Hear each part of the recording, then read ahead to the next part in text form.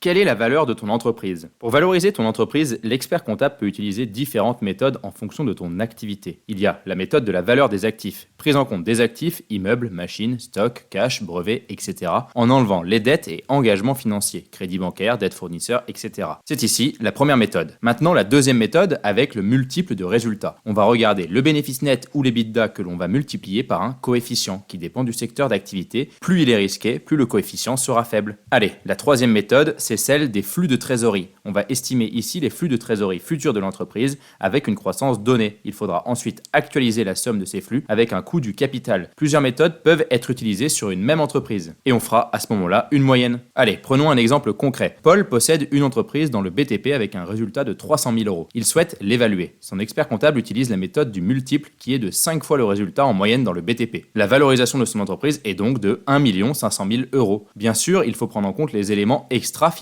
afin d'analyser et d'adapter la valorisation. Il peut s'agir du turnover, de la réputation de l'entreprise, la fidélisation des clients, et tout ça peut jouer à la hausse ou à la baisse. Et enfin, il faut savoir que si tu dois créer une holding, il te faut cette évaluation. Et si tu souhaites en savoir plus, abonne-toi et va écouter notre podcast L'art de la gestion patrimoniale sur Spotify ou Apple Podcast.